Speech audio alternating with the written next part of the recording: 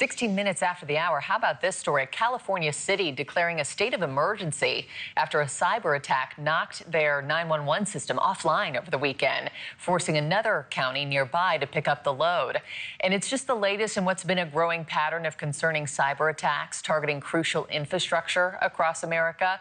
More than 12 states are investigating a wave of suspected cyber attacks targeting water systems, and those attacks are being investigated for possibly being orchestrated by Iran. And now some water companies are enlisting volunteer hackers and AI programs to better protect their infrastructure. A cybersecurity nonprofit called Franklin actually dispatches hackers to water facilities to check on everything from their passwords to their response plans. Vanderbilt University is also training AI models to help water systems automatically spot and defend against cyber attacks. Let me bring back in Jason Hubbard, a cybersecurity expert and co-founder of Sacred Loop AI. Jason, welcome back, and thank you for your time this morning. What do you make of that tactic? You know, kind of it takes one to know one. That's what you and I were talking about this morning. Is that the best way to handle this? It's the best way to handle it. The problem is that there's an asymmetry of what do you do with it. So the AI on both sides of the equation is locating where these exploits are. The problem is, what do you do with it? If you're on the offensive side of it, the second you find something that's not defended, you can exploit it. If you're on the defending side, you have to now go patch that. So that means systems downtime. That means coordination with logistics. That means getting it deployed across your install base. Like, it's a time-consuming manual process to do that. And so you've got a timing asymmetry of what you can do with it versus identifying it. You can do it at the same pace. Yeah, if you had, these municipalities calling you, or some of these water facilities, calling and saying, hey, Jason, we don't know what to do next. How do we keep this from happening again? What would immediate next steps be from you to keep everybody safe? Yeah, immediate next steps would be what they're doing. The problem is the best we can do is not going to solve the problem. Something substantial is going to happen to change the playing field relative to how this arms race has been going for the last, however many decades.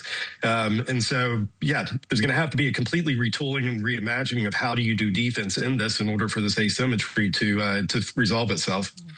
And what's your take on, now we have all of these water facilities across the country, now this 911 system that was taken offline this weekend in California. What's the logic and what's the end game for the culprits behind this? Yeah, so I think the pattern with the municipality in California does not fit the pattern of the others, but there are 24 major incidents that have happened over the course of, just before the war with Iran began to today. And every one of those cluster around a series of inflection points, pressure points within the conflict. These also have the signature of what Iran has done in the past, how they target, how they execute so that they can do maximum leverage off of minimal effort of it. And so whenever you look at those correlations and those clusterings, you've got 24 major events, and those are across water, healthcare, transportation, finance, manufacturing, government, ports and communication, cloud infrastructure. So it's a lot of volume and a really, really high level of sophistication, all the way down to calling it elegant. What do you think the consequences should be for those who are responsible? And if it is, in fact, the IRGC, I mean, how should we respond, and how should they pay for this? That's the thing. I mean, if you look at it, it's all relative to what's going on in the war. And so, it's tied to that. So you really can't separate around or from the other tactics and things that are going on across the entire conflict. It's just part of the conflict. And so you have to look at it holistically within what's actually going on across the entire war. Well, it's certainly scary watching it pop up from coast to coast. Jason Hubbard, thank you for your analysis and your expertise this morning. Appreciate it, sir.